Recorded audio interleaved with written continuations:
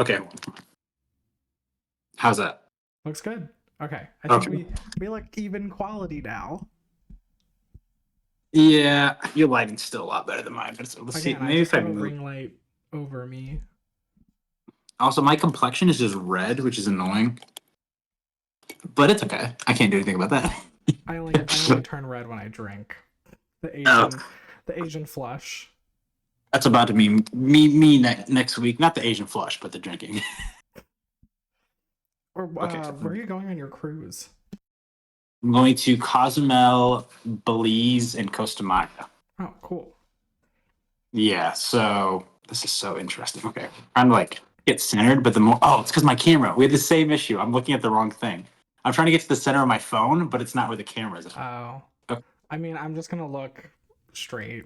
I'm gonna look at you, look at me, and look at the camera. Like my camera's right here, you're right here, and I'm on the other side. We'll see how it goes. But yeah, yeah, Costa Maya, Cozumel, and Belize. Sunday, Sunday to Saturday, I think.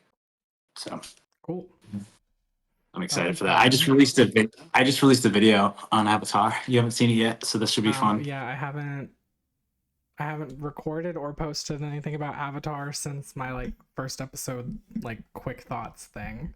I went back and watched it after I posted mine just now. I remember that because you posted. Didn't you post something else? Oh, did you get a paid sponsorship from Pokemon, or was that the No, I T-shirt? just linked the t-shirt because I thought it was cute. Oh, okay, okay. I was like, did Pokemon pay him? That's a That's pretty goal. cool. I would love to work with and for Pokemon. Like I had a job interview with them like 2 years ago. Oh, Um, sheesh. and the only reason I did not try to go any further in the interview was because I had literally just moved to Durham, and would Oh, then have to have moved to Seattle. geez, yeah, that's a big move. Yeah, Were you and your boyfriend together at the time or no? yeah, we've been together for like 6 years, so we had just bought the house 3 months before I got the interview with Pokemon, and I was like, I'll take the interview, but I won't try very hard and like go very far. Yeah, that sucks. But I mean, it probably worked out for the best. Probably. I don't think I would have enjoyed that job. It was in PR, and I hate marketing. Oh yeah, that's not good. You weren't actually, yeah, PR. Yeah, that's not good. PR is never a good No. area. Yeah.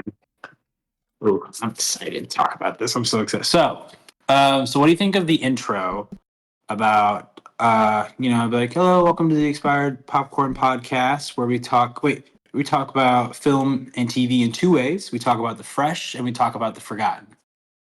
I like that. I was trying to think of how to like work expired into it. Yeah, I was talking about the fresh and the forgotten. I thought that was pretty good. And then it could be like, I am your one of your hosts, Stone, and then you can introduce yourself, and then I can talk about make like a pun about Avatar or something like that. I don't know, but What that was would the kind of my thinking pun of it. be? I'm I was trying to thinking about guess. saying Earth. I would say Earth, Wind, or wait, water, Earth, fire, air. They all lived in harmony, but then everything changed when Netflix attacked. Everything changed when Netflix attacked. Pretty good. Let's talk about like the granny. It reminds me of the granny from the The episode. granny. I was watching that about why I can't. We should talk about. Wait, talk about it. Yeah. It's like I'm like, is she really doing this right now? Leah, is she doing this right now? I thought it was funny. Yeah. Oh, so funny. That maybe it was for comedy. Who knows? I don't think so. I don't know. It was funny though. It was really funny. But okay, so you just have to click record. Yeah, I already started recording, so like I've gotten all of this. Oh shoot. I'll just Okay. cut and whatever. Okay. I figured if Yeah, there are and any like then any like good things that we say in the like brief part of us waiting to discuss, then I would at least have it. yeah. That's smart. That's smart. I was thinking that we could talk about like before we discuss the show, talk about Avatar like a little bit because we're like gonna mostly talk about the Netflix show, but just like why we love Avatar or Okay.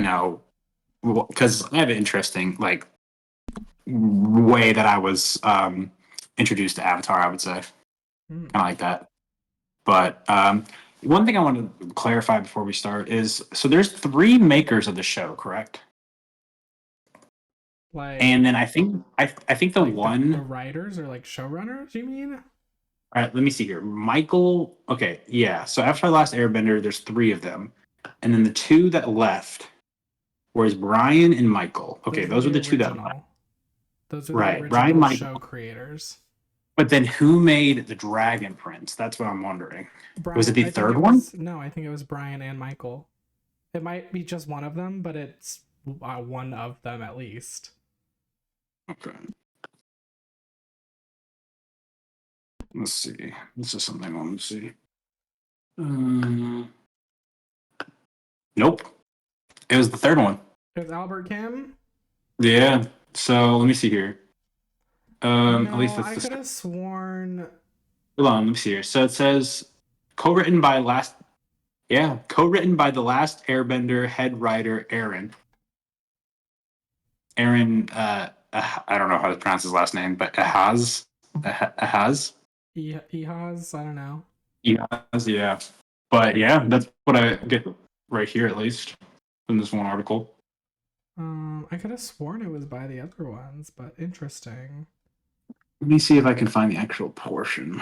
This is The Verge. This is pretty. Yeah, it I says mean, I'm on co-written. their Yeah, Wikipedia page, and that's what it says. I said it's The Verge. It's pretty reliable, I think. Yeah. Entertainment. So yeah, it says The Dragon Prince, which launched September 14th. This is old. This is from 2018. Um, co-written by the last Airbender head writer Aaron Ehas. This computer animated show has undeniable Avatar influence. So it was the third one. So the other Okay. 2, and I've seen people talk about that though, how it like people say that the I've seen people make the excuse how the actual people who left the project weren't like the huge people behind Avatar, and it was Aaron.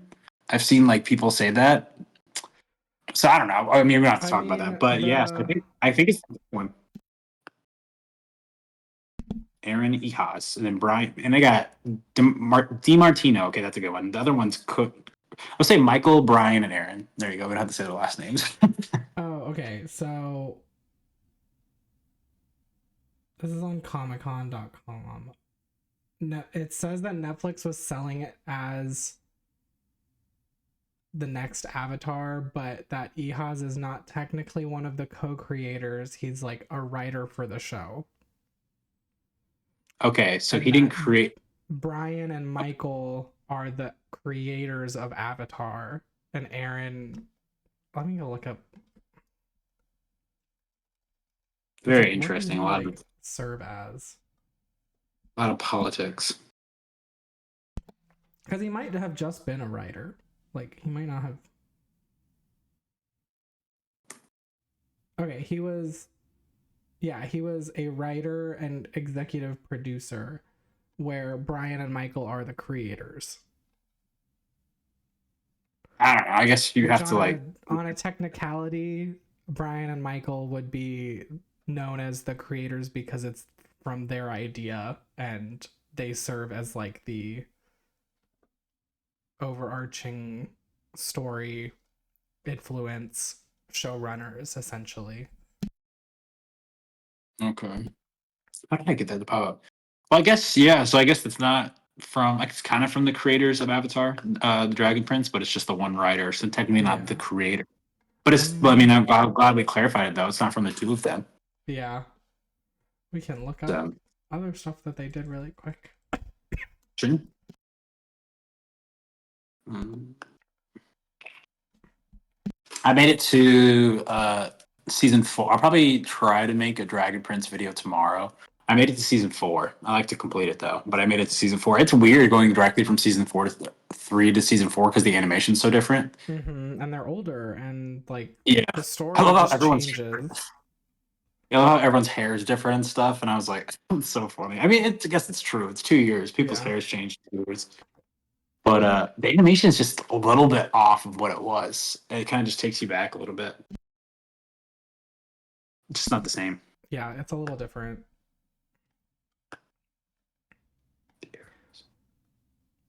All right, you want to start? Sure. So, do you Oh, want to start with the welcome to the podcast thing? Sure.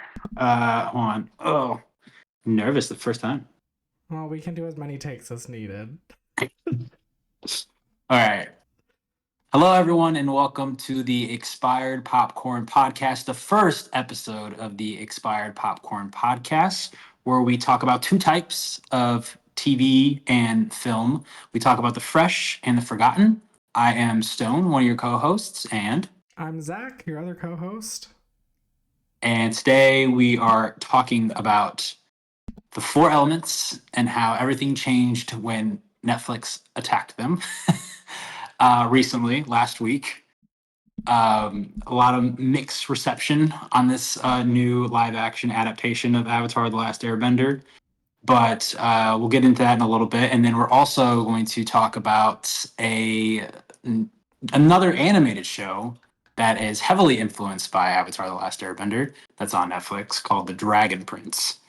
And I'm excited to talk about that. But Zach, when did you first watch Avatar, an animated series?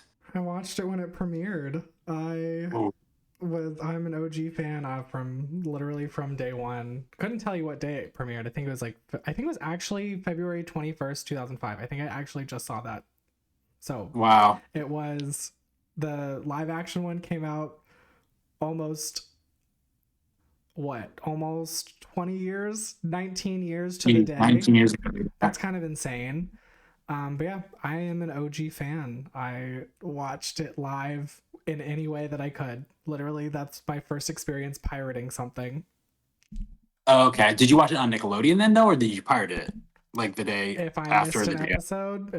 episode, I'd pirate it because my parents I didn't guess want to pay for the DVR. I was saying, I guess my first thought was when Sozin's Comet happened, were you watching it live when it premiered on Nick? I don't think I watched Sozin's Oh, Comet live because I think it premiered on Nicktoons. I don't think it interesting. premiered on Nickelodeon. I think it premiered on Nicktoons, or at least the second showing of it was on Nicktoons when I was planning to watch it. But I couldn't watch it because I didn't have Nicktoons because DirecTV made you pay for that extra package. Jeez. Yeah, I wish I watched it when it first came out. So I didn't grow up with actual network television. So I remember I used to get like Nickelodeon magazines, Mm-hmm. and I remember distinctly that there was the Nickelodeon Kids Choice Awards, and you could see like the list of nominees. And even though I didn't have cable, I was familiar with shows like SpongeBob or Fairly Odd Mm-hmm. Parents, stuff like that. And I remember looking at the magazine and looking at the animated show nominees, and it was like Fairly Odd Parents. I remember Jimmy Neutron, SpongeBob. Okay, and then I saw Avatar.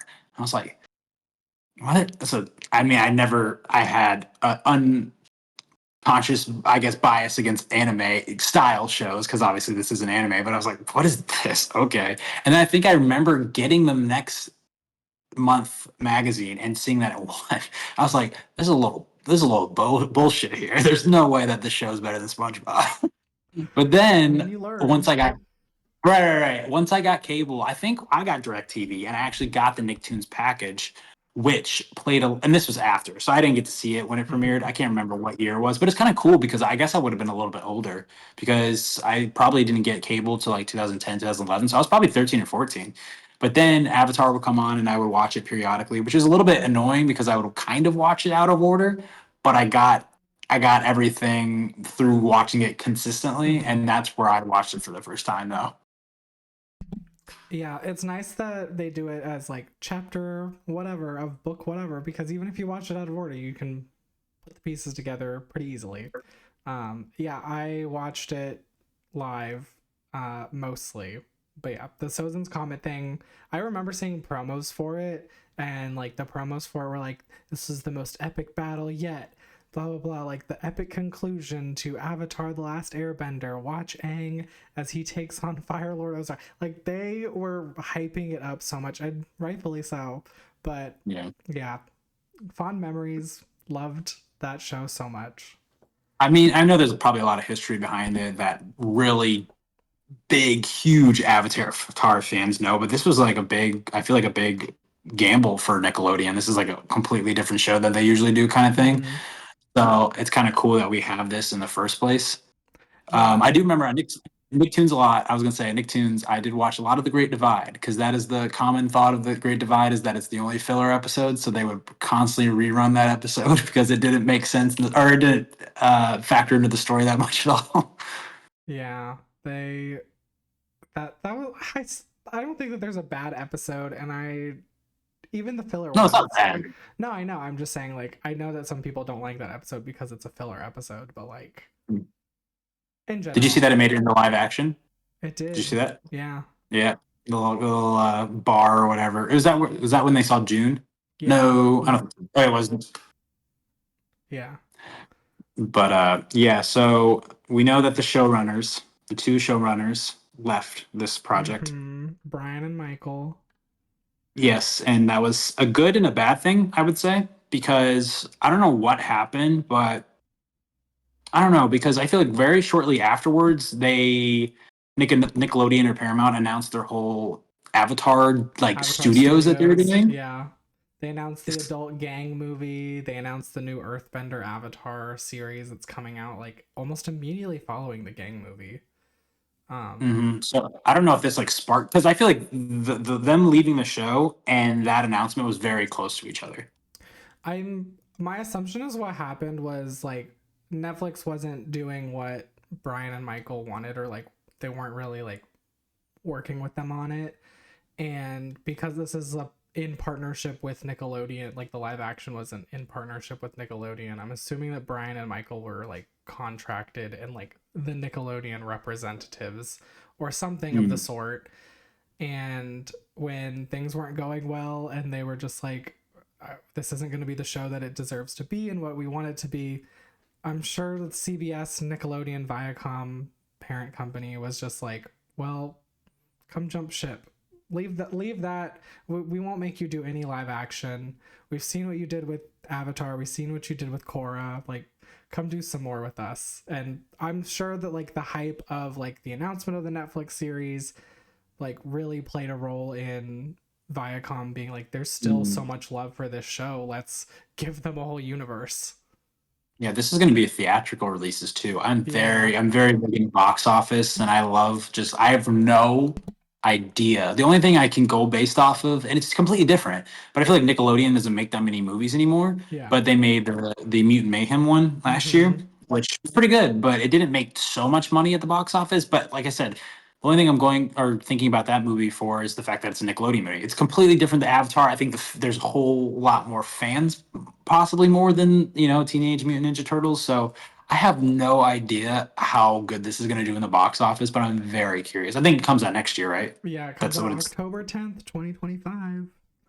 And you're good with the dates today. I'm not good at math, but I'm good at remembering numbers. You're on it. Yeah, I'm. I don't know. What do you think about the new show? Let's talk about.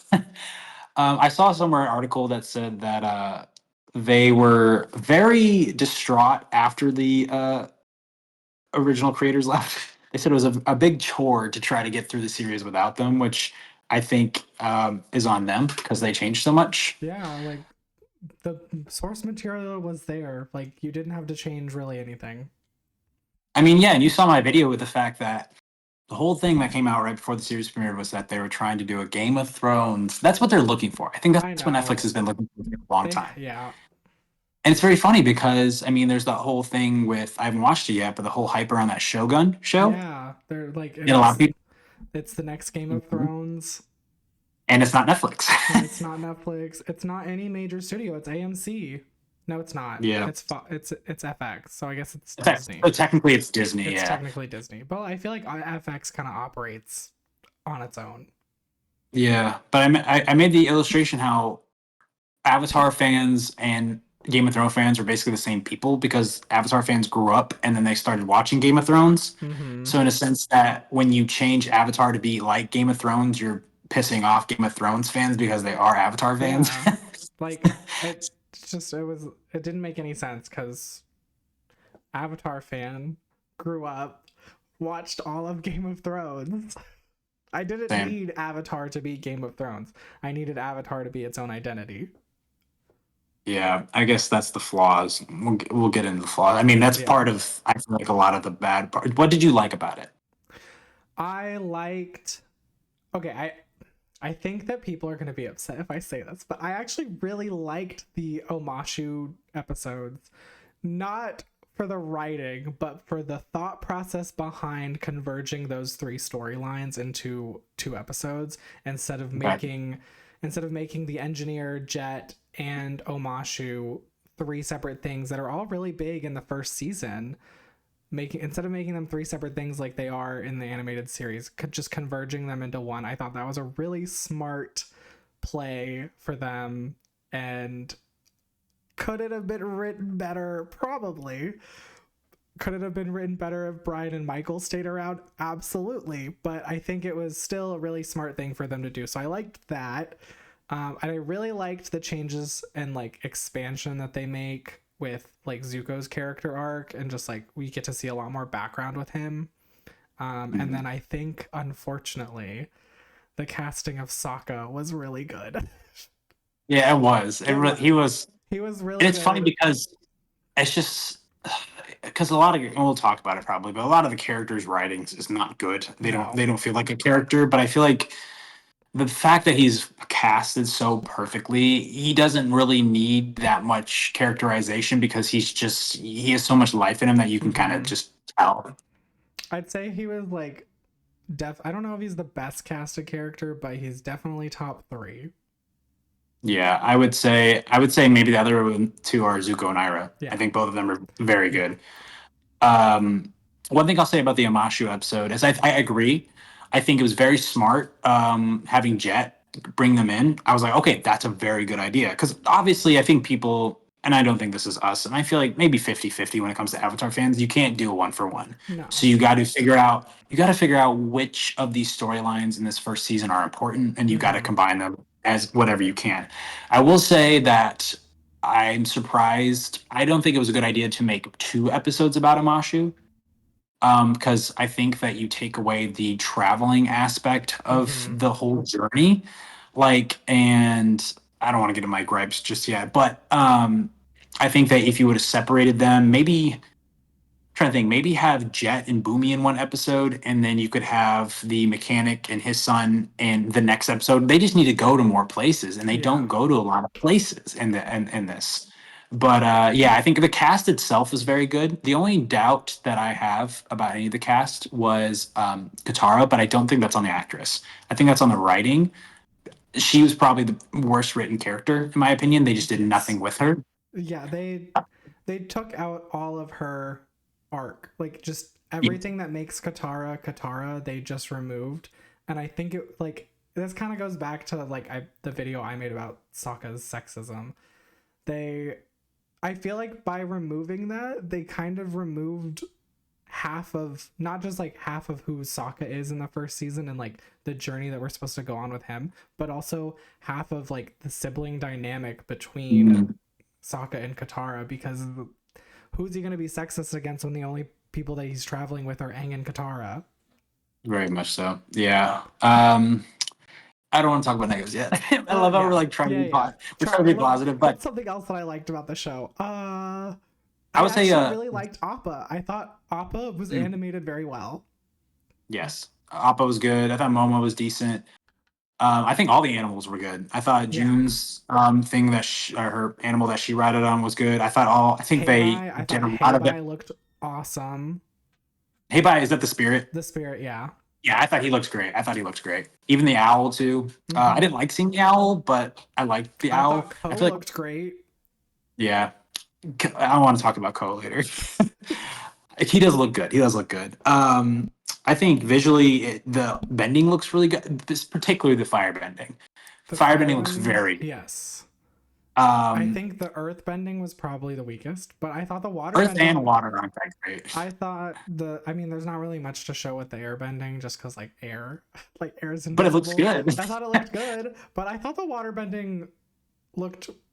I mean, the thing that I was comparing the bending to was I was never comparing the bending in this to the animated series because, like, obviously the animated series is always going to be better. I was comparing it to the M. Night Shyamalan movie, and I was just like, The bending looked so much better. The water bending in this looked phenomenal, like Yeah. 12-fold better than the M. Night Shyamalan movie.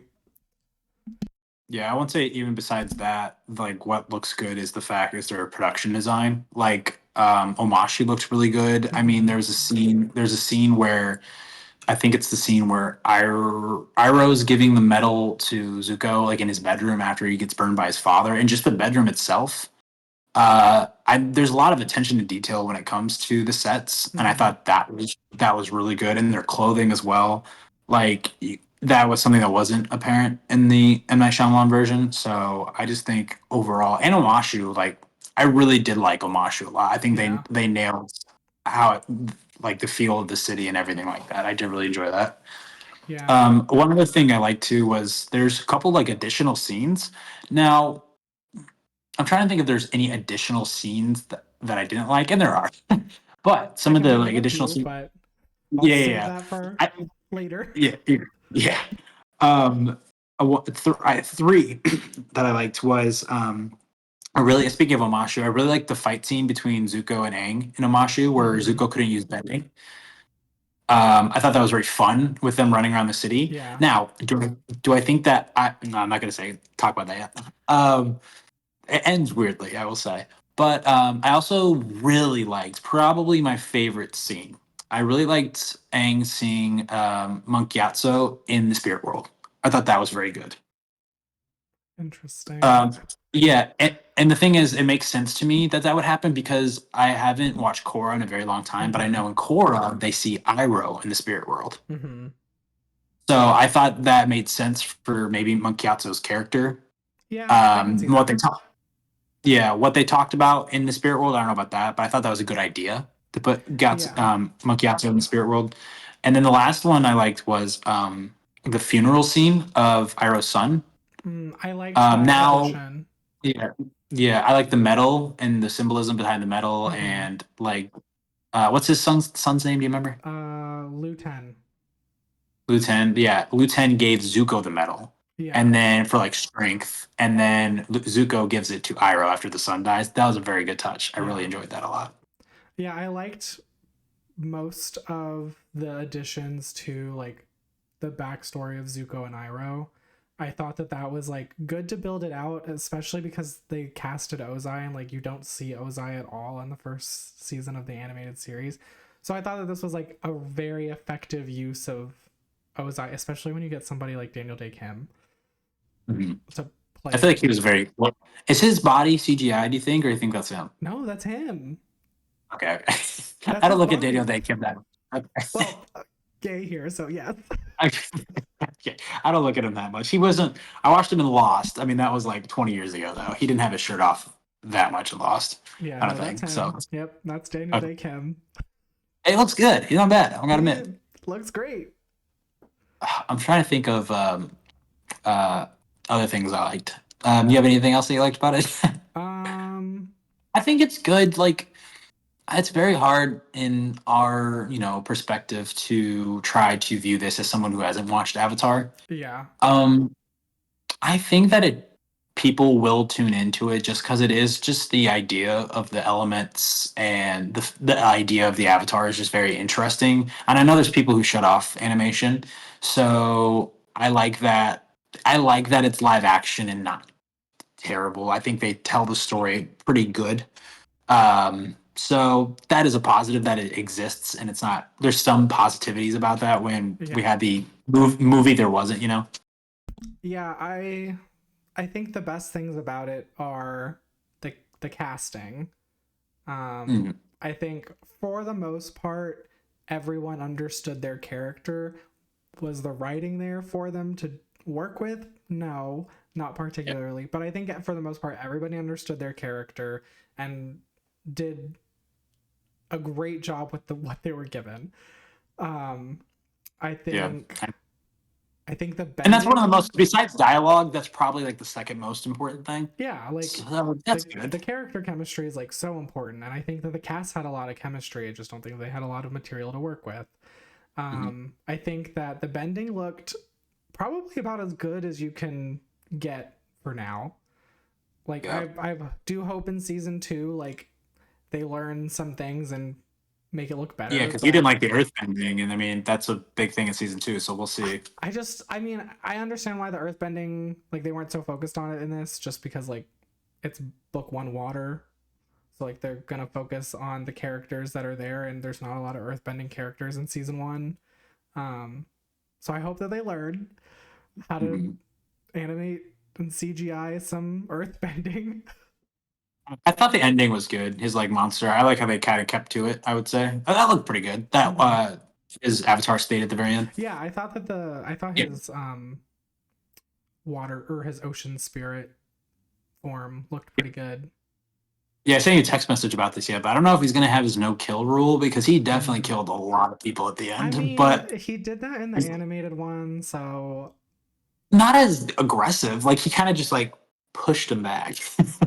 I feel like I this mean, guy's like you can see like bodies like getting thrown through the air. you can just assume, I guess in this one they don't take Zhao to the spirit world, because like there's no, like he doesn't get fought by the ocean spirit like he does Right, in the right. animated one. But I'm just gonna assume all the people that he attacked didn't die, they just got sent to the spirit world. Yeah, maybe because I don't think that's something that they can remove. I mean, No. I feel like that's one of the most important things, is especially when it comes to the end of the series. So Yeah. hopefully they still keep to that because that's very smart of them to do if they did it. If they need, like, this show, like you just have to have thought of it in the 3-season arc. You can't write it otherwise. And Yeah, I think it definitely. I really hope that they remembered to write it that way. I think we got confirmation already that there's definitely going to be a second season. They haven't come out with it yet, but they came out with numbers Yeah, and of it did what, viewership. like 16% better than One Piece. And One Piece got a second season, Yeah. so we will see Toph. Mm-hmm. Uh, we probably will see the Boulder. Um, I wonder if we're going to see the library because I feel like they're not going to do the library episode, which makes me very sad because I feel like that's an integral part. Because there's two things in this season. There's the fact that you see the owl already, and Yeah. there's the fact that Zhao did not get the scroll from the library. So I don't know. I'm going to be really. I mean, I guess that'd be very hard to kind of to do live action, but Yeah, we'll see. I really hope they do the library, because it is an important part of the, like, I guess they could just remove Appa's entire storyline of being kidnapped, They might. I can see them doing but that. then you don't follow Aang's story arc of, like, kind of his little rampage. Yeah, and then also it's very Lake Liao guy, Liao guy or Lao guy. Yeah, That's Lake very Lao important. guy. I feel Yeah, like they can't really, I don't know. I wouldn't know how to write it, and so I hope that they know what they're doing. I don't know. All right, what they didn't know what they were doing when it comes to season one. We talked about it. We sent text message back and forth. There's no waterbending by Aang at all. Nope. I don't know how So he's my gonna be the theory is Avatar. okay. This is my theory. I didn't get a chance to text you this yet, but I'm assuming because at the very end he says like Aang has now a waterbender master, Katara. He has you. So I'm assuming there's going to be a gap when the second season premieres, and that he's going to have waterbending down. And it's going to be like, oh, thanks, Katara. I appreciate it. So I think that's how they're going to get over the fact that he didn't waterbend at all in the first season, besides the finale, which is, I don't know. That's not a great way to learn, in my opinion. I mean, I'm not the Avatar, but I mean, no, that's exactly what I expect them to do.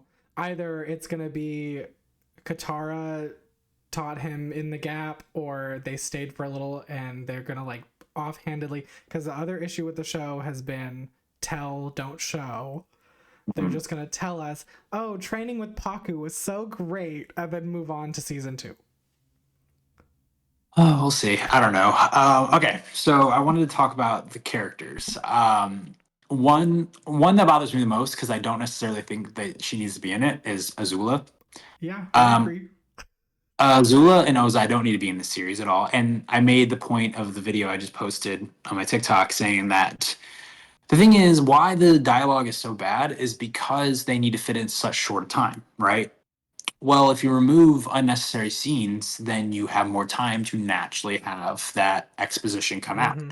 So if you remove all of the Ozai and Azula scenes, then that frees up so much time for you. But that being said, Azula is not the same Azula, which really pisses me off because Azula has always been, in my opinion, Ozai 2.0, basically. She acts the exact same. But in this, she's very insecure and very worried about Zuko. And she just doesn't seem as confident as she usually does. And that just really bugged me. That she doesn't seem like she just seems like a child. Out of all the children, she seems like the most childish, which Yeah. shouldn't be the case because she seems the most in the animated series like she's the most competent. You know? Yeah, I was texting with one of my friends today, and my biggest issue with Azula, like she should have just been like a quick cameo at the end of season one. Mhm. If you felt so compelled to include her in season one, she should have just been a cameo at the end. And I agree, like Ozai and Azula probably just shouldn't have been in season one to begin with, because like they're wasting time. And like I really hated the introduction, like the way they introduced Azula. Like it was a quick cut to her for Mm. 2 seconds in like episode one or two, and then they jump somewhere else back to the story. But my biggest issue with her is she's meant to be a completely unlikable character that you fall in love with because of how unlikable and just like obscenely evil and psychotic Yeah. she is.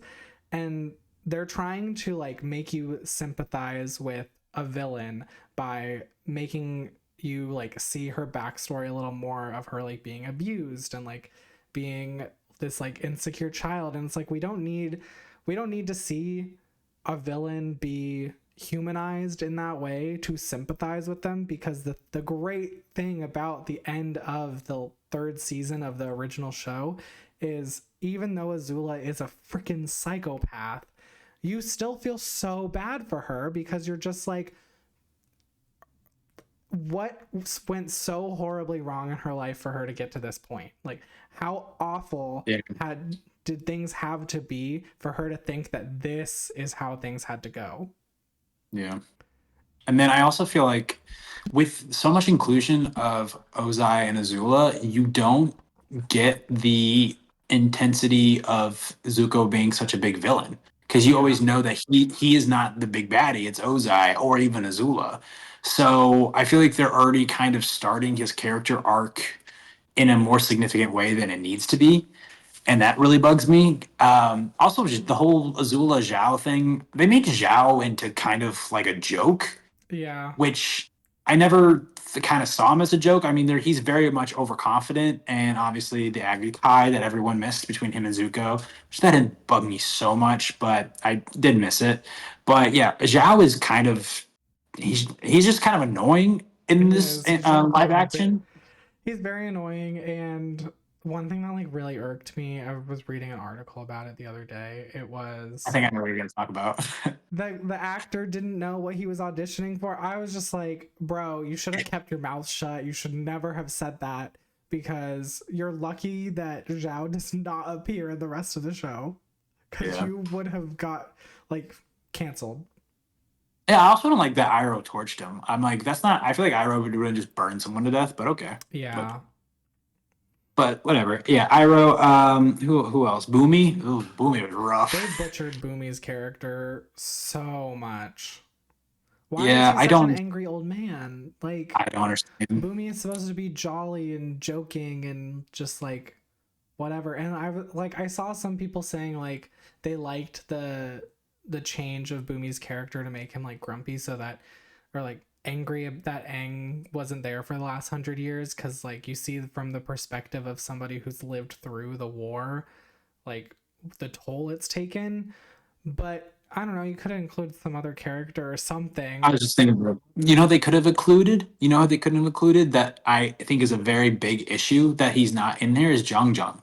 Yeah, like I don't I don't there's know what they're gonna do because he's very I feel like it's very because he's obviously a member of the White Lotus. I feel like it's very important to have, a member of each kingdom, I guess, or element in the part of the White Lotus. So are they who's going to be, I guess they have Iroh, so they might Well, eliminate Jung Jung altogether and just have Iroh. the issue with not including Zhang Zhang in this is that storyline literally comes up in season 3 when Aang is trying to learn firebending again. Like, he had to have tried to learn firebending in this and accidentally burned Katara in order to face his fears of firebending and have Zuko become his teacher, and they go and learn from the freaking dragons. Like, removing Zhang Zhang just removes that whole storyline.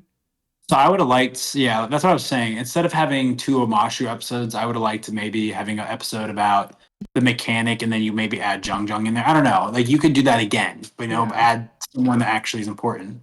Speaking of which, when we talk about 2 episodes, I do not like how much focus they gave Ko for no reason.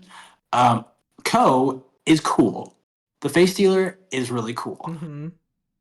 Poe could have been removed from the entire show, and it would not have made that big of a difference at all. You know why? Because the only reason Ko is there is because Ko tells Aang who the moon and the ocean spirit are. That is it.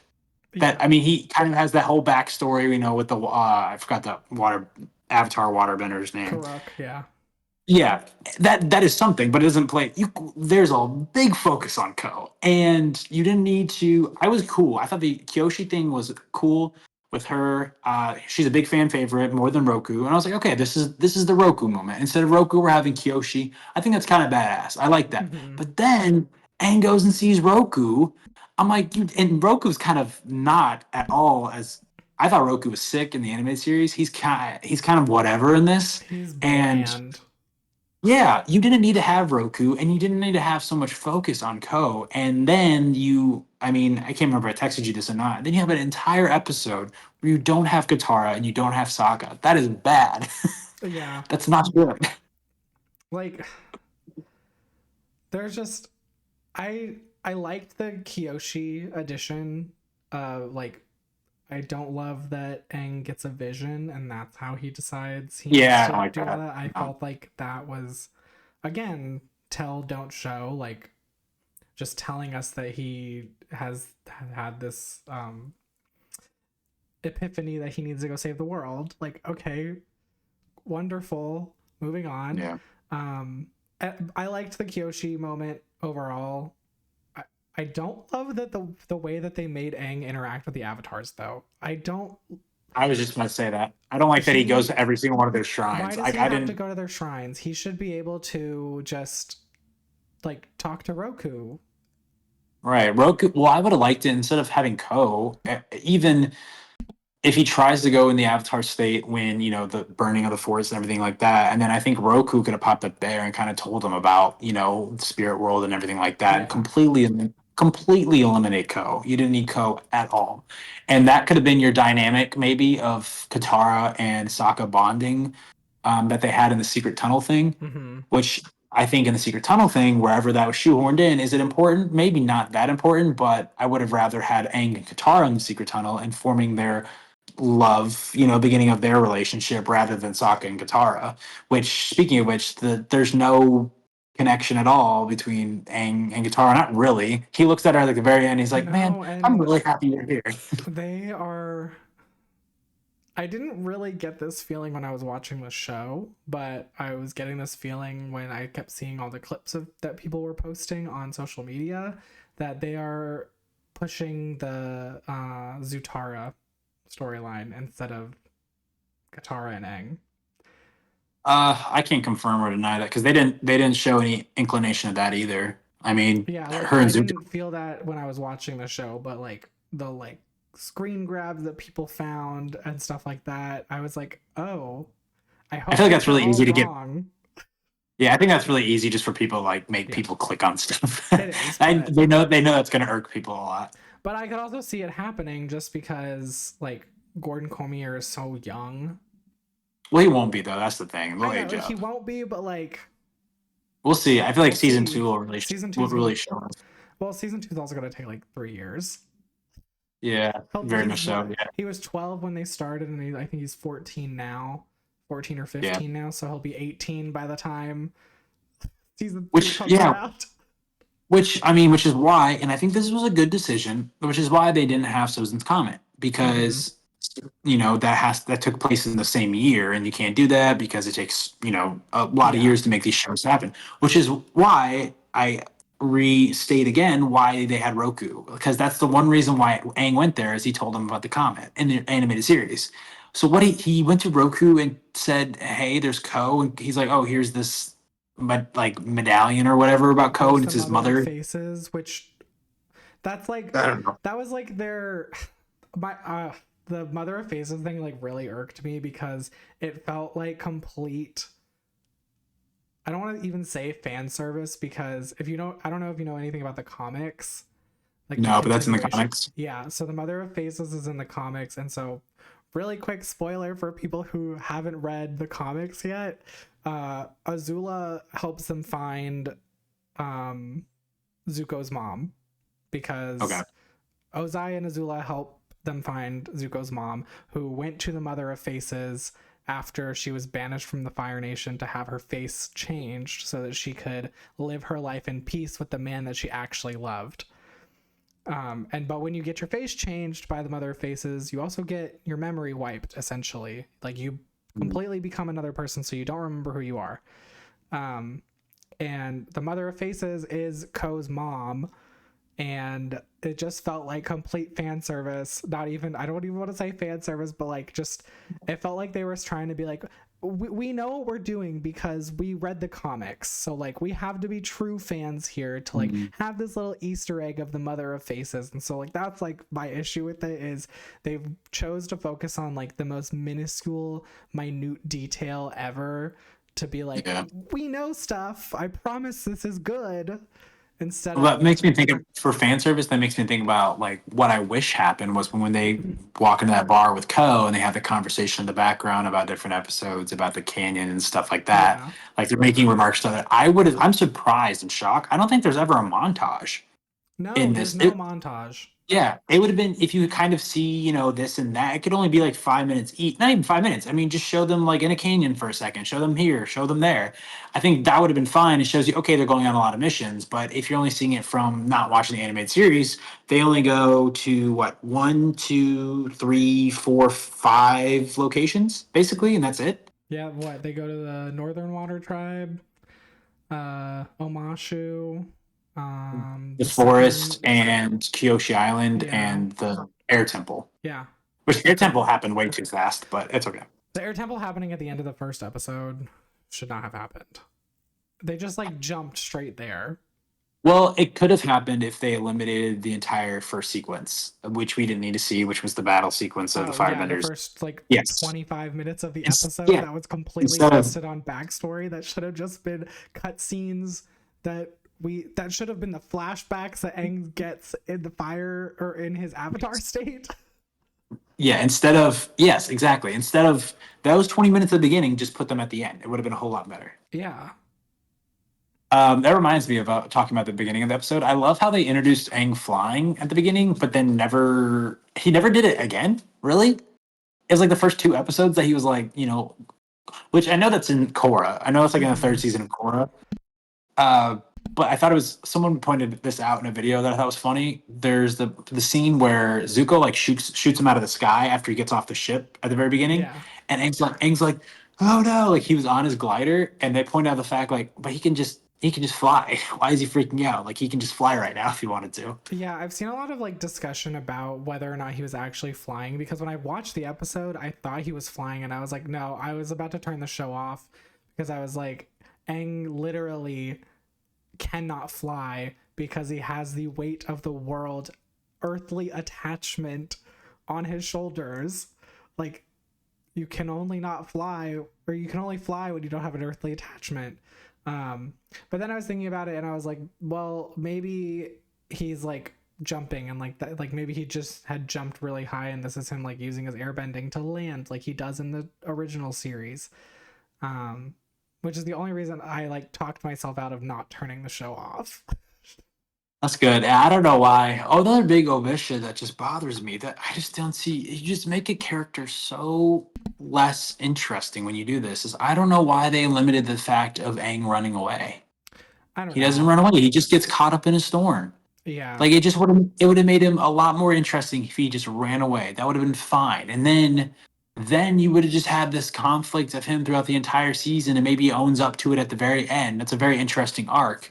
But of him just facing the fact that he did abandon the world, Hmm. not Boomy, but maybe Jong yells at him and says, "Hey, you don't know what we've been through," and it's really his fault. Honestly, I think it would have been more effective had they made it that Aang ran away and then kept the whole Boomy screaming at him thing. The Boomy screaming at him thing makes no sense because it's like It wasn't Aang's fault. it's Like yeah, he didn't like mean it to happen. Yeah. Aang thought he was just dead. Like he didn't know he was going to be frozen in ice for 100 years. He wasn't trying to get caught in a storm.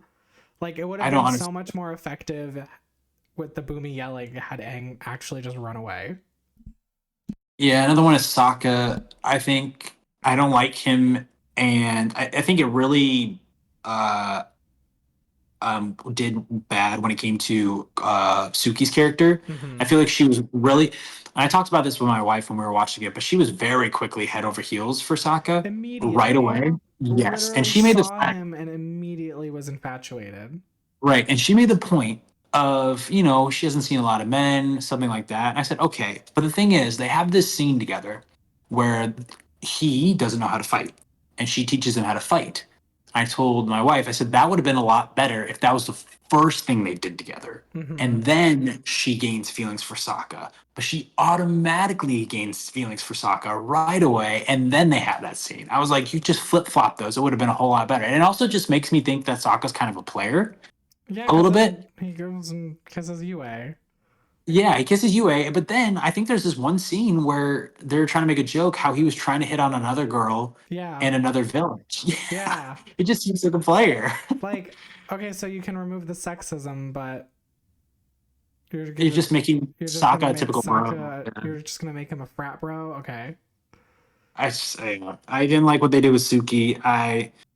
The Sokka, the sexism's fine if you remove it, but then they didn't add anything to Sokka or Suki by I think removing the it. Suki stuff would have been better had like you can remove the sexism, but just like you could have just made Suki like super wary or like super like skeptical of outsiders, and then like they Sokka is like trying to fight or something, and they're like, actually, you don't know anything about fighting, so like, come take a class with us really quick. And then, like what you just said, have them fall in love. Like, have Suki be like, write him off immediately, and then fall in love with them as they're like training, seeing that he's this. You can remove the sexism and like actually flip it and make her realize like, oh, men aren't that bad actually. Like Yeah, maybe he's actually a decent person because he's willing to put on all the makeup and train. I hate that they took the makeup off Suki too at the yeah, I end. didn't like that. I was I just didn't like, like that. the They fight didn't is add it on supposed. Sokka either, did I they? know. I was like, the fight is supposed to happen with both of them in makeup, not both of Yeah. them out of makeup. It's so funny because I feel like I said this in my video that I just put out. I feel like there was potential. Like I see potential that this show could have been good, and there is episodes that you could eliminate. I thought one thing they did really well was her waterbending scroll. I thought Mm-hmm. that was a whole episode that they eliminated that wasn't important really. I mean, what the pirate adventure? Zuko tries chasing down Yeah. Zhao, and she gets the scroll in 3 seconds. They cleared that up. I thought that was. I was like, that's brilliant. Okay, and then Yeah. you have 50 minutes of Ko, and I'm like, why do we have 50 minutes of Ko? When Ko's that not that time could have important been better spent like on developing Aang's Zhang. character or on Zhang or something. Like I feel like they included the Ozai and Azula storylines at the expense of developing Aang's character at all, because Aang is the exact same character from beginning to end. I don't know why. Like instead of doing Azula and Ozai, you could have Jung. I don't know why. Like if they're trying to attract fans of the show, why they would include them. I don't. They don't make the show more attractive, in my opinion. I don't know. No, because like uh, they're attractive in season 2 and 3 because the bending gets better. Mhm. Like they're very like one-dimensional villains. Like we don't need backstory to them. Azula only becomes multi-dimensional in season 3. Yeah, I don't understand. I really don't. I'm trying to look up right now and think of if there's any other episodes that are really that important. The Blue Spirit, I think they did okay with that. Hmm. I liked the Um, mask. the mask was good. I thought the mask looked pretty good. Again, one of their strengths was like design, the attention to like set details. Yeah, I thought that was the set is very good. I think basically everything was good besides I hate the omission of Jung Jung. Hmm. I think they had good focus everywhere. I think, like I said, what did you think about Yue and her Fox I thought that was just like a storyline? weird thing to throw in. Like, I don't think it added anything. I don't think it really took anything away because it was so short. I Her and just Sokka was also very fast. her and Sokka, what, they knew each other for 5 minutes of screen time, and then they're making out in the hut or Well, the thought whatever. is, that she wanted a man of her dreams, and when she was dreaming, she I met Sokka know, as a I know, but still, there was no chemistry between them. First of all, yeah, second of all, her wig was awful. yeah, it was not good. That was probably the Also, she's a worst. waterbender. Okay, That was I was gonna interesting. ask you about that because I was like, is she a waterbender? I Or think is this she's her like waterbending. Yeah, spirit bending kind of? I thought she yeah. was a waterbender, and I was like, I don't like this change. She's not. She's supposed to be like, oh, poor defenseless me, but I'm actually super powerful because I'm the moon spirit, so let me go sacrifice my life. Not, oh, I'm actually a waterbender. I can heal people. Yeah. I thought that was a very interesting change of her character.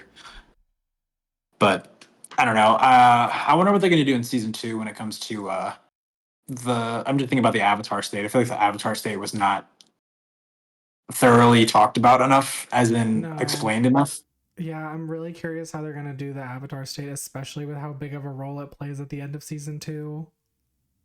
Yeah, I hope they don't. I mean, I think you might have seen my top 10 episode. I really like the Guru episode, and that's a very important too because the Jung Jung bit comes into that because Hmm. he has to forgive himself for that, and There's just I a just lot of stuff that removing Zhang is gonna make really difficult to write, and I don't know. Like that that one little detail of removing Zhang just proves to me that they did not understand what they were doing.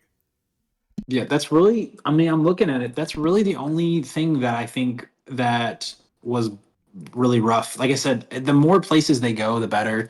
The story structure is just very. I don't know. I just there's potential everywhere, but they did not do a good job of it. I would Yeah, say. and like I was just thinking about it, the Zhang piece, they didn't even need to like include Zhang. It could have been like Aang, like I don't know, in his dream or something, meeting Roku and Mm, any fireman never met. Yeah, Roku giving him like one or two pieces of advice on how to firebend and like the importance of learning all four elements like as fast as he can because the comet's coming, and he doesn't even have to give a timeline. He doesn't even have to say the comet's coming by the end of summer. He can be like, it took me 15 years to master all four elements. You have way less time. The comet's coming. yeah. And I'm trying to then think. Just go ahead. Go ahead. Oh, sorry. And then have him give the pieces of advice on how to firebend, and then Aang try to firebend, burn Katara, and then Zhang piece solved. Yeah, you could. You should have written this. Honestly, we should have written it. They should hire me. Fire Albert Kim. Let me be the showrunner. I don't know. I'm trying to think. How many times does Aang go into the Avatar state in the In first season? season one. Did he go in the Avatar state in the first episode in this show?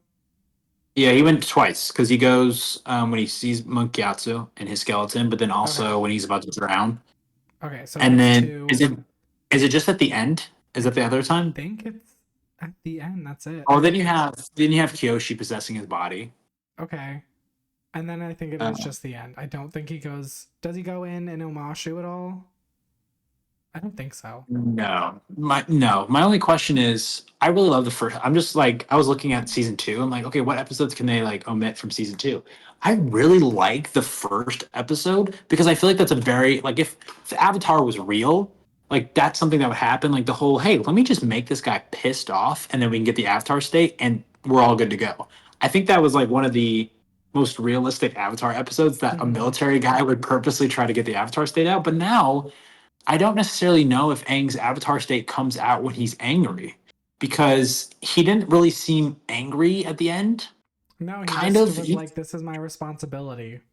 he was kind of like the ocean spirit possessed him rather than he did it himself. That was something else I didn't like was Aang's gonna die because the ocean spirit possessed him. Aang's gone. Okay, Yeah. Yeah. sure. So They that'll didn't be interesting. understand the Avatar state either. No, they did not. It'll be a fun, interesting ride this second season, but Yeah. And we'll see. honestly, What would you if go ahead? for the second season, I would be totally fine if they just did a not necessarily a 1-to-1, but did a much closer adaptation and completely ignored everything that they just did in season 1 and was like, yeah, what are you talking about? We totally met Jog Jog. And we totally addressed the Avatar state. Like, gaslight us. I don't care. Just make season 2 better. They're gonna have a okay. The Cave of Two Lovers is actually from season 2. Okay, I thought it was because That's that's the first interesting. time that they're okay, because yeah, they're going through the cave to Hmm. find Sokka or something. They're like going through the cave, and that's when they like first see Toph. And Toph is like running away. And Is then it? I thought the first time I see her was in the swamp.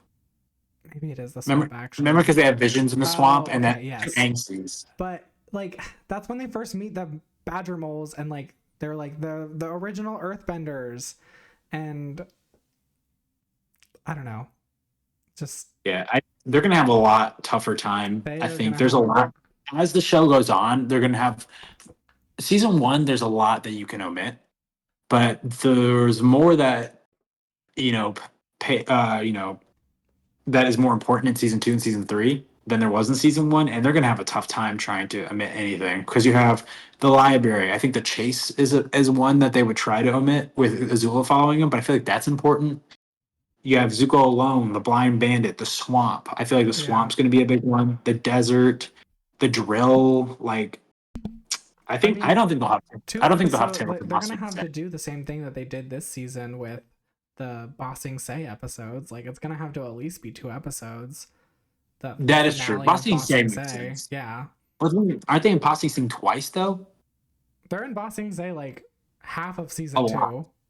Yeah. So I don't know. Maybe it's gonna be very difficult. I think season 2 might be worse, to be honest. I yeah, I But think so too. that reminds me. One thing that I hate is that they showed what happened to Katara's mom. And yeah, Because you don't find that out, and it was such a big thing in the Southern and that's Raiders in gonna the be an third season. issue. That's gonna be an issue with season. It's gonna be Yeah, an issue in they season 3. There's so many things. There's so many callbacks from in seasons 2 and 3 to like season 1 things. Season 1 is all exposition and all setup, and there was no setup in the live action. yep. So yeah. So what would you rate this out of 0 out of 10? What would you give it? I've been saying like a 5.5 or a 6. Like I the that one discussing film review that was I have it pulled up. It says, simply put, Netflix's take on Avatar: The Last Airbender is bad. At best, the show serves as a constant reminder of how amazing the original Nickelodeon cartoon was, and at worst, it makes M. Night Shyamalan's 2010 The Last Airbender film feel like a mercy because at least that poor effort was only 2 hours. I think that's an extreme review. Yeah. I don't think it Very. was as bad as they're like making it out to be. I think it was actually a decent adaptation at best. So yeah, I I just would give it like a yeah. five I and a think it was half. fine. Yeah, I give it a 5 out of 10. Honestly, I think Steve's. Oh, I was gonna say. All right, we're good. We're good. Crest is inverted. But 5 out of 10. Like I said, there's so much potential there. I'm just worried for them because uh, they had a tough I think they miscalculated the stuff they omitted in this season, and then there's just so much more that's important in the following seasons. I don't know what they're gonna do, to be honest. Yeah, But yeah, 5 out of 10. That review is ridiculous. that review is It's ridiculous because, and I don't know if you read the whole thing, but then it goes on to later praise the show and like talk about how like how much like better it was than people expected and what they like really liked about the show. And so it makes their that like that's like the first sentence too. It mm, like makes you feel like they're about to like trash the show completely, and then they give it like a 1.5 out of 5 stars, and then you read the rest of the review and it's basically saying like it could have been better. interesting. Yeah, and I was like, okay, discussing film, like I'm gonna only rely on you for like news updates. Yeah, it's No like more clickbait kind of reviews. thing. Clickbait, basically. Like, I Hmm. mean, people love hate and praise. I mean, they They jump on do. trains. They Something do. that's the thing. The show is very. It's not black or white. It's right down the middle. I This mean, show is I very think middle of the pack. yeah, and I think it's a lot better than M Night Shyamalan's movie for sure. So much better. And like we had a really good Netflix adaptation in One Piece. Yeah, I haven't watched One Piece, so I've heard that it had actually. So I have a friend who watched Avatar. He didn't like the animated series or the live action, but he had never watched One Piece anime ever. But he loved the One Piece live action. I had only ever watched like episodes of One Piece here and there, and then my boyfriend and I watched the entire live action, and it was so good. And it was goofy like the anime. It didn't hold back on like making fun of itself for being a live action adaptation of an anime. And so like I think that's just what Avatar was missing. Like it was trying to be too serious for like the One Piece one was like staying true to its roots of being like a goofy anime with serious moments. Yeah, I just don't understand. I just don't understand. It's just they're also like I said, Game of Thrones, sure, but they're kids. A lot of the actors are children, and Mm-hmm. you're making them act like children. And it's so funny because I thought about the fact when I first started watching the show, I was like, okay, are they going to make Aang like a child, behave, want to have fun? And I think even season one and season two, or no, season one, season two, episode one, episode two, there's two scenes that are exactly the same. Aang is going out and he plays with kids, and he's like, oh my gosh, kids. And he does the same thing in season two when they go to Kyoshi Island, and they're like, oh my gosh, kids. And then that's it. Yeah. So they just forget, I don't know. It's could have been better. It was like But they wanted to cast like age accurate actors and then completely forgot that they casted age accurate actors to play for a reason because the characters are kids. yeah. Um, More traveling, more locations. I mean, more Sokka, Katara, and Aang time. They get split up too much too. Yeah, they I did. mean, they're split up in Omashu. I mean, they're in the tunnel and he's not in there. And then I'm trying to think. That's just Katara goes off with Jet and all this stuff. But I thought the Jet actor did fine. Yeah. There was that one sequence that I really liked where the Earth Kingdom soldier like confronted Iroh and was talking to him. I liked that a lot. I thought the actor did a good job. Yeah. I liked the addition of the like uh Zuko's squadron being the one that he saved and like the whole reason that he got burned. Yeah, the guy with the huge chops. I thought that was good. Oh, I hated those though. Like I know that they were trying to like go for the like the Fire Nation look, but it was so awful. Just shave them. Yeah, huge mutton chops. Get rid Yeah. of the mutton chops. That was their one Oh, flaw with like design. Not yeah. actually their one. Some of the costumes did look a little clunky, but Yeah, I would give them a 9 out of 10. I thought they looked good overall. Not bad. mhm. They tried But they tried to do the like influence thing of paying homage to the actual costumes. yeah, it's funny. Me and my wife were watching it and we're like, okay, because it was like after the first episode and Katara and Sokka were still in their like gigantic Their water parkas. water tribe, Yeah. garments, and I was like, how long are they going to be in those? Because they're going to be alive. And then very soon they took them off. I was like, okay, thank goodness. I would have been like, I'm glad they're doing like accurate, but how accurate are we going here? For how long? Yeah. But you want to talk about the Dragon Prince? Sure. On to the Dragon Okay, Prince. so who's the writer? We talked about it beforehand. Who is the writer? So he's not a showrunner of Avatar. He is one of the writers of Avatar. Yeah, so he was the head writer of Avatar The Last Airbender, which is different from the showrunner, which is what Brian and Michael are because they're the creators of the show, so they do all the ideating and influencing of what happens when and all that stuff. And basically the head writer Aaron, what is his name? Aaron E. Haas. Aaron E. Haas is the head writer and a co-executive producer with Brian and Michael. Okay, and that's on Avatar, right? That's on Avatar. Okay, but he was the writer on the Dragon Prince. Yeah, he's the creator of the Dragon Prince. Okay, do you want to give a short plot summary of what the Dragon Prince is? Yeah, so The Dragon Prince is a Netflix animated series by Aaron E. Haas, and it focuses on the story of Zadia, or like the land of Zadia with, I don't remember their names, but the prince and his stepbrother meet an elf, and they go on an adventure to save the Dragon Prince, essentially because they find the Dragon Prince as an egg. And then That's pretty good, not bad. there's a whole lot more to it, but that's like no spoilers. Yeah, it's very similar to Avatar in its world building. I think Mhm. they do. I think it's very similar because it's Callum, Ezrin, and Rayla. So Rayla Yes. is the elf, and then you have Ezrin and Ezrin's the Callum, prince. who are stepbrothers. Yes. And then Rayla finds the egg, and they have to take the egg back to the Dragon Queen, the Dragon Prince, the egg back to the Dragon Queen and Zadia. It's very similar to Avatar, as in it's a journey with like Hmm. 3 people. You also have the elements, kind of. Yeah. You have 6 magical elements because magic is like the big thing. It's like like the bending is, but Yeah. it's magic. It's not. I like how it's not. There's not a whole lot of magic. I guess it's because they're not in Zadia, because Zadia is usually the city where or the area of Zadia. Wait, Zadia. It was all Zadia at one point, and then it Yeah. was divided in half between the human Humans kingdoms and and the magic creatures, I elves. guess. I Elves think and they're mostly elves. dragons. Yeah. Yeah. Anyways, but there's not a whole lot of magic in the first couple seasons because they're not in like the magical part of Zadia. It's more the Hmm. human kingdoms, so they're not really dependent on magic too much, which I thought was cool. Hmm. But yeah, this show is like it's so funny because when me and you talk about Avatar, we watched it at like a young age. Yeah. And I feel like that's why we really, you think in the back of your mind, okay, I only like this because I was a child when I first watched it.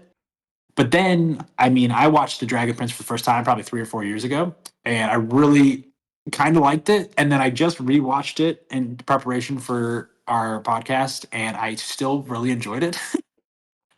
It's solid. Like it's pretty intense too. Yeah. As in, the beginning of Avatar, there's genocide, which is crazy for a kids show.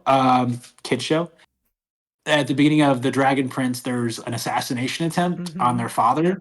That is spoiler alert, which is not really a spoiler because it's in the first 2 episodes, but is successful. And the elves they make a bond to kill the prince Ezrin and also his father. And because they don't kill the prince, they have bands on their arm that is slowly cutting off circulation to their limbs, and their limbs will fall off. Did you remember that? Yeah. Now you bring that up. That was like an insane plot point. Because Yeah, like Rayla Yeah, has Rayla's the, arms. yeah, it's like Yeah. desecrating. It's a very good idea. Yeah. Yeah, Rayla's arms like turning black and blue like for the second half of the first season.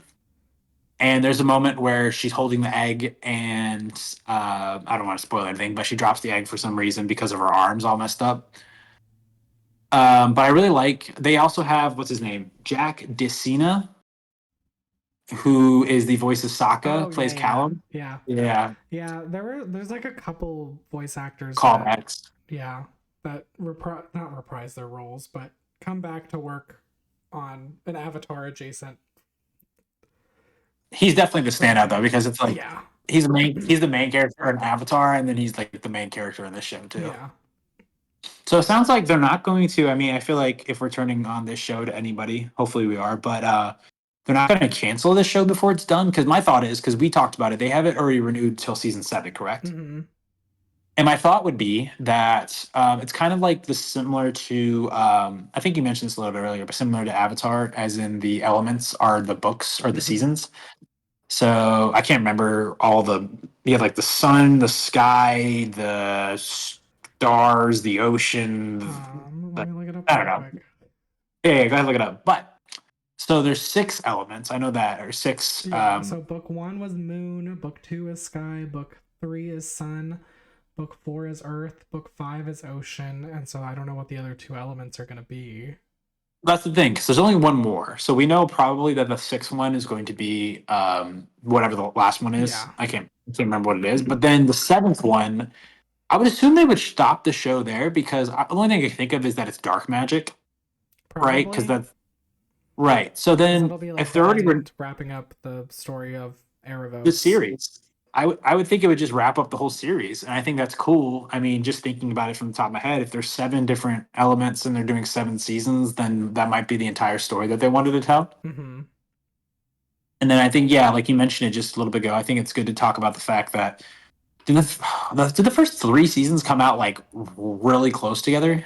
I think they were like 6 to 12 months apart. Like they came out like pretty rapid succession. They kept getting renewed. I don't know if the show was renewed for seasons 2 and 3 after season 1 premiered, and like the gap between season 1 and 2 might have been a little bit longer. But the gap between season 3 and 4 is like, I think it might actually be 2 years, and it's like a 2-year time skip in. Yeah, in the show it's 2 years. I know that. Yeah. But yeah, there's like a big gap, so I think that's good to make notice of. Yeah, between season 3 and 4. So now it's up to season 5 currently right now. Mm-hmm. And then we have confirmation that 6 and 7 is coming out. And I think we should also state that there is a change in animation from season 3 to 4, just Yeah. a slight change. It just looks, it's not bad. It's just something to get used to kind of thing. Mm-hmm. I think they might have changed studios. Animation studio, I got you. To help produce seasons faster, because they got, like, when season 3 wrapped up, the next Comic-Con they were at, they announced that Netflix renewed them for seasons 4 through 7. So they've been, the reason that the gap between season 3 and 4 is so large is because they were simultaneously working on the remaining 4 seasons. Oh wow! So we probably don't have to wait that long until Yeah. season 6 comes out. So season 6 and 7 might be done, or they might just like be in post-production right now. But like for the most part, we shouldn't have a big wait between 5 and 6. I think 5 came out middle of last year, middle of 2023. Yeah, I would say, yeah, I'm excited. I mean, it's good that we're getting a show on Netflix that's not going to get canceled, but I think before it's finished, Yeah. which is cool. I feel like that happens a lot with animation, though. I don't know. I feel like animated shows don't get canceled that often on Netflix, or maybe they just don't get as big of attention. I don't know. I feel like Netflix doesn't really do a lot of animated shows for like adults. Not that the Dragon Prince is for adults necessarily, but like they have like their kid animation shows that are like meant for like children, and then they have their like Family Guy style animation shows, but they don't really have like young adult animation. Which this definitely is, like we Yeah. said, the assassination attempt. I would say that the end of season 3, so it kind of is like a 3-season arc, Yeah. is very in like it's like it kind of reminded me of Lord of the Rings a little bit. Mm-hmm. Just the intensity of it and how many people are battling at the end. One thing is really cool too, I think worth mentioning, is just like Toph was really good, representation of someone who's disabled. Mm-hmm. They have like a whole character who's deaf. Yeah, and she has her interpreter with them. It's their aunt. Yeah, it's their aunt. I think that was super cool. Like she's still a big character. I think she's a big character in the entire show. I mean, Yeah, she's unlike Toph, who came in the second season. Their aunt is like in episode 3. I think she comes in episode 3. Yeah, and I finished season 5, and she's all the way through most of season 5. And there's LGBT representation in the show as well, which is A lot Was there any in Avatar? in Korra Oh, okay, okay. at the very end. Oh yeah, yeah, yeah. I do remember that. I do And they remember that. didn't even get to air the kiss. Yeah, I do remember that. Different, I guess, different times, and it's also Yeah, streaming. different times on But streaming now. Yeah. yeah, but yeah. So you have their aunt is LGBT, and then the other kingdoms have two queens. One of Mm-hmm. the human, one of the human kingdoms. I'm trying to think. That's basically the main characters that I can think of right now. Yeah, I don't think that there's any other like major characters that are queer. It's just the aunt. They have the biracial relationships of the elves and the humans. Yeah. I mean, that's like I think that's what it. interspecial and Yeah, biracial because the elf that the aunt. Oh, well, that's kind of a spoiler, but a spoiler. The elf that the aunt is dating is black. yeah, yeah, yeah. So yeah, it's just a really solid show. I was surprised by how much I liked it when I rewatched it. Like I said, I'm getting into season 4 right now, so I'm still kind of getting used to. Um, it's very. I think we should mention what is the new season called? It's like the. So It's it's the the show is Dragon called The Prince, Dragon. but the like tagline This, or whatever for seasons 4 and 5 are the mystery of Erebos. which is very weird that they would do that, not just call it The Dragon Prince. Yeah. Still, It's like, I well, guess how are you gonna have a show with then a tagline and then each season is a different book with chapters? yeah, no. But it is cool because I think that's the only route they could have gone when it came to those seasons. I think when because like we said, season 1 through 3 is like its own arc. But when that arc is ended, you are very interested in this character called Erebos. Mm-hmm. And so I think that was the right direction for them to go in.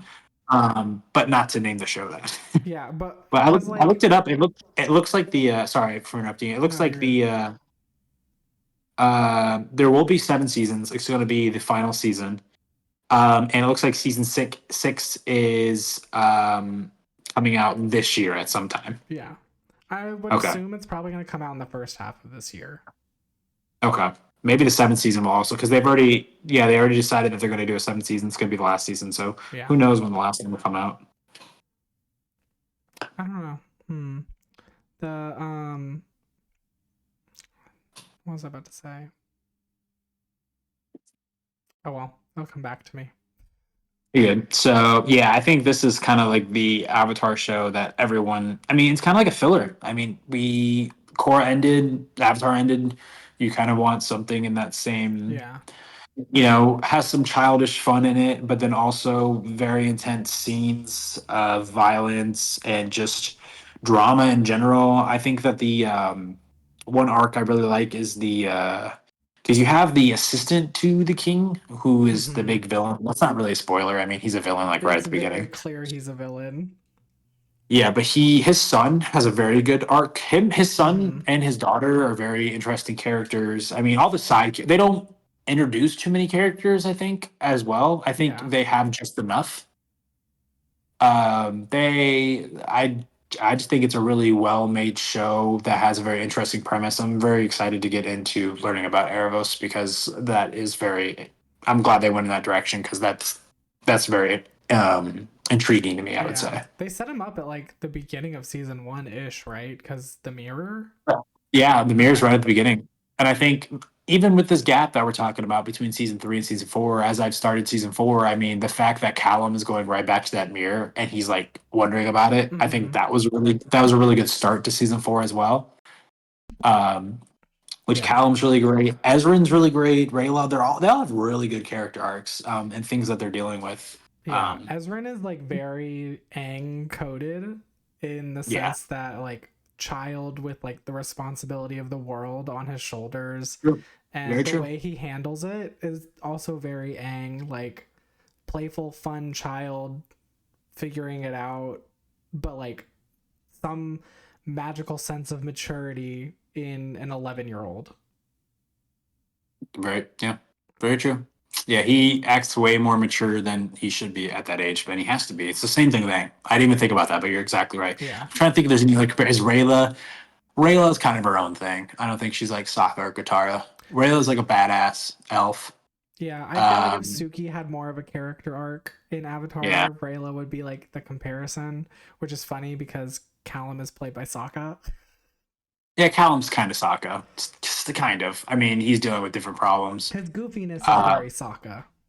yeah, like I think it's a very cool thing to have in a show like this. It's just the factor of having like a stepfather. Mm-hmm. I feel like that's very common in like television Yeah, shows, and especially like animated shows. especially the way it's portrayed because Callum is referred to as Prince.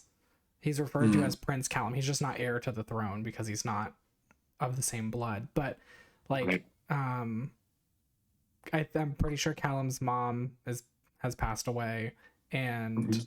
like Ezrin refers to her as mom. Callum refers to the king as dad. Yeah, And Ezrin refers to Callum as brother. Like it's just like it's a nice way of like just showing children who do, normalizing. yeah, like Yeah, normalizing blended families. Mhm. Very good. And like we said, the fact that the two queens who are married Mm-hmm. together have a daughter as well. Yeah. Yeah, normalizing things like that, just very simply. And it's not. And I like how it's not a very big. It's not. I mean, I guess because it's Zadia and it's a magical world, but the fact of their, sexual orientation or stuff like that, or just their situation in general. Sometimes it does. I mean, they do talk about like being a stepson, being Mm-hmm. a stepfather, but it's not all their character is. Yeah. It's not. It's literally just like the smallest piece of their character. Like it's. I wouldn't even say it's really a part of their character arc because it doesn't bring them stress or Yeah, anything that's very really. nice. Yeah. Very nice. But yeah, so if anybody has not watched The Dragon Prince, we highly recommend it. It is going to be a completed Netflix show, For which is very once. rare. For once. Yeah. What is the Netflix? Oh, you cover deleted or canceled TV shows. What's the one Netflix TV show that you wish wasn't canceled? The Society. It is my Roman Empire. Have you watched The Society? I have not watched The Oh, don't Society. watch it. Don't watch it. You'll be Oh, so heartbroken because not only was it so good, but it was renewed for season 2 and then the pandemic happened and it got canceled. They were literally on set. They like first day of filming, they got told production's canceled.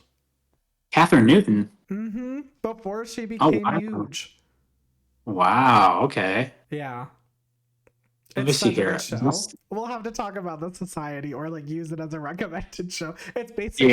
It's basically Lord of the We can't Flies. recommend it though. See, we're recommending. We have to recommend non-canceled shows. We can't recommend a canceled That's show. true. Well, still. I would say mine's like a big one that a lot of people talk about is Mindhunter. I don't know if you ever watched Mindhunter. I've never watched it, but it shows up in my comment section all the time. It's on my Yeah, list. yeah. It's on my calendar. I mean, I can give you some info on it right now, but basically, Mindhunter was made by David Fincher, Hmm. who, did Gone Girl, Social Yeah. Network, big director. He made it, but then it's about, I think FBI agents or detectives, something like that, Hmm. interviewing. You already know what it's about? I know a little bit about it. I've just never watched it. Yeah, basically they just keep on or studying or interviewing serial killers, and they're just trying to find some pattern. And you have to go and talk to these people in order to find a pattern, because they're trying to prevent crimes from happening. Can we predict a serial killer? Like, can we spot them out in public, kind of thing? Very Oh, interesting idea okay. for. It sounds like Prodigal Son.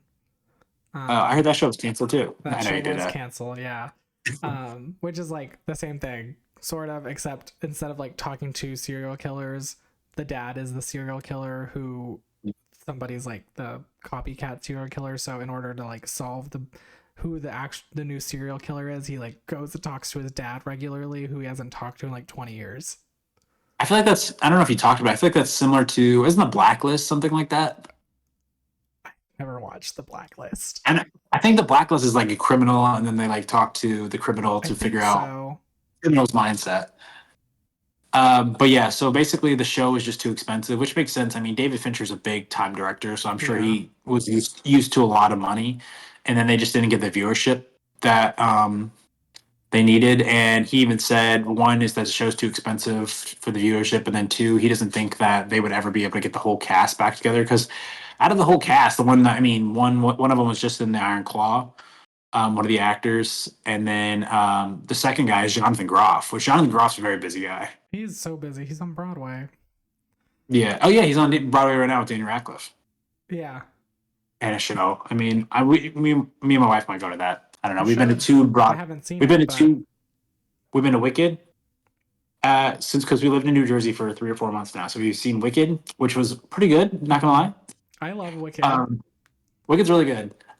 We didn't know what it was about, really, so it was really cool. Just it's a good story. It's a Yeah. very good story. And then we also watched. I mean, even though we don't like the person behind this material, we watched the Harry Potter Cursed Mm-hmm. Child play. Um, and it was a good story. It's a very good story. It's a very you can't do it for a movie, but you can only do it for a play. I don't know if you know anything about it, but I know that it used to be 2 days because it's like a 4 act play. oh really? Yeah, so you used to buy when you would buy tickets, you would go night one and night two, because it was so long and there's so much story to it. And then they figured out how to condense it into one day. I thought it was good. Yeah, I didn't. I Yeah. didn't see. I would say. Do you know anything about the story? I know that it's like Harry's kid, and whose kid is the cursed child? Is it Harry? Like it's one of Harry's like three No, kids, right? I can't tell you. I can't tell you. But I will You can tell me. I say. like spoilers. Well, I guess Well, podcast. yeah, I will say one thing. I'll say is that there is a chance the same thing as Cora, where there is a same-sex relationship, and you're Mm, like, okay, here we go, and then it kind of cuts off before it like anything happens at the very end. You're like, of okay, course, because what's her face is. yeah. No, she doesn't like trans. That she's transphobic. But She's okay still, with if you don't like that's trans yeah, people, you yeah, don't like any of us. yes, yes, I yes. literally was posting about her on my Instagram, and I was like, "Is she gonna sue me?" Yeah, yeah, I called her a heinous c word. yeah. People are. I don't think so. I think there's a lot of other people besides you, I don't so know. you're good. She literally sent a cease and desist to some random Twitter user for calling her a bitch or something. I mean, that'd be good content. I mean, you can talk about it. Probably get a lot of views. I'm gonna pass. I don't want to be sued by her. I'm not even gonna use her name. Yeah, we haven't said her name. She uses a lot of. She I'd has a lot rather of money say though. Voldemort. Yeah, she's the name that we don't say now. But yeah, the Cursed Child though, it's a very good.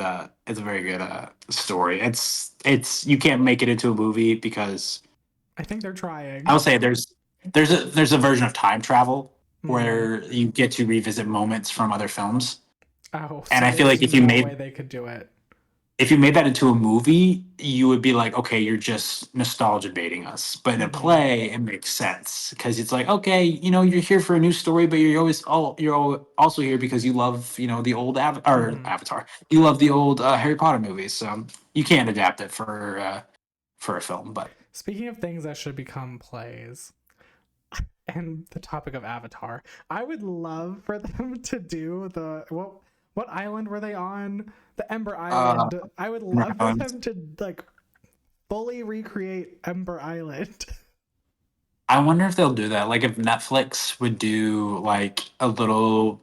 Well, it depends on how big the show gets, but I doubt it ever. That would be something very interesting and unique to do. I know Netflix is trying to get into like kind of. I think they're eventually going to build like their own amusement park. That's my Yeah, theory. and I think they have a restaurant now. I can see them doing something like that They because you think should. about That would be you think so amusement funny. parks, Universal, Disney. They have musicals and stuff like that. Hmm. I could see them. It'll be easy. You kind of already have like a blueprint kind of thing. So. Just doing the Ember Island play would be so funny. I would Yeah. I also go. don't know why. Just speaking of which, because the Cabbage Man is the one that gave them all the info for that, right? I'm almost Oh positive. At yeah, the yeah, very yeah. Yes. yeah. The The Cabbage cat. That's Man, because the he's cat. like mad at them because they are like regularly destroying his cabbages, so he's like giving all the info. And I saw that's why someone. he made them like out into these caricatures of themselves. I saw someone say this statement. It's very true. I don't know why they showed the Cabbage Man 3 times. He could maybe only do it one time, but they kept on cutting back to him in the Amashu episode because he kept on like. I think it was kind of humorous, but it was like he was going to say it and then didn't say it, and he was going to say it and then he didn't say it. I'm like, okay, you didn't have to. We can get back to like Aang and Boomy. It's Like, okay. yeah, we didn't need the cock tease in the Omashu episode. Like, It would have been better had it been spread out across the entire season instead of Yeah, just the Omashu episode, because then we never see the Cabbage Man again, and he says my cabbages at the end. But yeah. like, if you're gonna I don't know. tease us like that, tease us the whole show. Yeah, very interesting. But all right. Well, that's all we got to say. I guess so. So what is our it was fine. I think it was enjoyable. I'm excited because I had to watch it before my wife in order to prepare for our podcast. So I was watching it with her, but then I was like, sorry, I gotta watch it without you. So I'm excited to go back and see what her reaction is because I'm so much. I shouldn't do this, but I speak out loud. I'm like, oh, I like that. I don't know if I like that, but I do like that. And she's just like, shut up. Let me watch it. Oh no, Michael and I do that, and I'm so glad that Michael also talks Okay. during movies, because I talk during movies, I talk during TV. I At the theater, I will only ever like, I limit myself, so I like try to only like lean over and like whisper every once in a while and like Mm, not actually talk. But I got you. at home I talk through it all. Yeah, so I'm excited to rewatch it with her and just get her thoughts. What did Michael think about it? Did he watch the whole thing with you? Yeah, he watched the whole thing with me. He feels the same way that I do about everything. Okay. We've had Yeah. in-depth discussions about it. Yeah, I just don't get people like absolutely hating the show. I'm like, it's Yeah, not. it's Like I said, I made the point in my video that you'll see when you watch it is the fact that the best thing that can come out of this, hopefully, is the fact that people watch this and they're like, you know what? Maybe I will watch the cartoon. and then go see And the new movie that comes out next year, exactly. So so that we keep we'll getting see what Avatar happens. content. Because I want a show about, I want them to do a show about each Avatar, basically. Like, not every Avatar, obviously, but like complete the cycle. So we've gotten the Airbender, we've gotten the Waterbender, we're getting the Earthbender, and then I want to see a Firebender. And then they can stop doing the animated series, maybe, but I would prefer if they did like an Avatar anthology where like we see the Yeah. journeys of like Roku or Kyoshi or Yang Chen or Karuk, or even like avatars we haven't heard of. Yeah, I saw someone say the maybe the second Avatar, not the first Avatar, because I know the first Avatar was in Korra, I believe. Mm-hmm. But the story of the second Avatar would be very interesting, like being brought into a world that you can't, no one can explain to you anything about the Avatar state, kind of thing, and Mm-hmm. And like nobody the know whole nobody journey knows is, about the Avatar. and their whole journey would be learning what the Avatar Yeah, state is and how to use I it. think that'd be yeah, very That good. would be a good show. But yeah, we'll see. But what's our next episode that we're doing? Love Lies Bleeding? Dune. No, Dune's coming out before this. Remember? Oh yeah. Dune will already be out, so go listen to that. Yeah, Um, yeah. our next Love episode Lies is Bleeding. Love Lies Bleeding. Yeah, I gotta get tickets to Kristen that. Stewart. I don't think they're on sale yet. I think we're good. But if anybody is listening and they're a big Kristen Stewart fan or A24 fan, speaking of which, did you see the trailer for I Saw the TV Glow? I saw it came out. I haven't watched it yet. Oh, it looks trippy. It looks good. It looks very. It looks like I need to watch it. I think that'll be your um, thought on it as well. It just looks like something you kind of have to see. Mm-hmm. And it doesn't tell you anything about the show really or reveal anything, which I kind of like that. It's kind of like it just piques your curiosity. I love shows like that. Mhm. But A24, I mean, they're doing really good with that. And then Love Lies Bleeding's been getting such good reviews. I think Oh, they're that's doing good. really well this year. They're always doing well. I feel like they haven't had a bad year since they really started, because either they release a movie that like is not great and people talk about it anyway, or they release a really great movie. Yeah. We'll speak on it more probably next episode when we talk about Love Lies Bleeding. But the fact that they have that big movie, big A24 movie after that, the next month is that Civil War movie, Oh which yeah, they spent a lot of money on that. That's they like their did. highest they've ever spent any money on a film. So I'm we'll see how very that excited does. to see that. Yeah, I mean, I just don't know what I think. Real takes and me were talking about it, and the fact that on the surface it seems very superficial. I guess Mm-hmm. that's what on surface means, but the fact that you think it's just okay, it's just a civil war in the United States, but I think it's going to be a lot more than There's that. definitely gonna be deeper Because shit to it. if you watch like Ex Machina or Annihilation from the same Hmm. director, it has so much to say. It's yeah, I think people are looking at it too much on the surface kind of thing. But Yeah, like we'll see. on the surface, it looks like it's just gonna be like Independence Day or something, or Yeah. like Olympus Has Fallen. Which I know everyone. I feel like I'm in the minority here. I like just war movies. I like fun movies. I love Yeah, like I love like a good stupid action movie like The Beekeeper. like Red Dawn. I don't know if you've Red ever seen Red Dawn, Dawn. the new one or the old one Yeah, or both? Both, both of honestly. them. I think it's just really interesting putting the United States in like a situation like, ooh, what would if I was in this situation? What would I do? I would, it's just I Yeah, don't know. So we'll see. We'll see what people think of that movie when it comes out. I don't know if it's going to do well, but we'll see. If it does well, people will talk about it. If it doesn't, because it's A24, people will talk about it. very true. Polarizing. Hmm.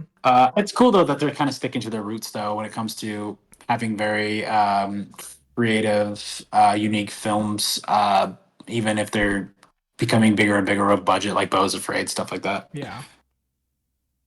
But all right, anything else you want to say about Avatar, The Dragon Prince, or Watch The Dragon Prince. It's yeah, great. Go support it, even though it's on Netflix, unfortunately. Um, Support animation. And then if you liked Avatar, the live action one, go and you haven't watched the original series, go watch it. And if you didn't like the live action and you haven't seen the original series, go watch it. yeah, pretty. That's my thoughts exactly. Good job summarizing it up. Yeah, I just think I'm really excited. I think that they could maybe nail the Dragon Prince finale. I haven't Yeah. watched, like I said, I've watched season 4 or 5, but I think the Erebos thing, if that's what the conclusion of the entire series is going to be, then I think that's very smart. But Yeah. we'll see what happens. But all right, well, thank you all for listening to the Expired Popcorn podcast. I am Stone. I'm Zach. Yeah, tune in next week when we release our episode about Love Lies Bleeding. Yep. All right. Bye, everybody. Bye.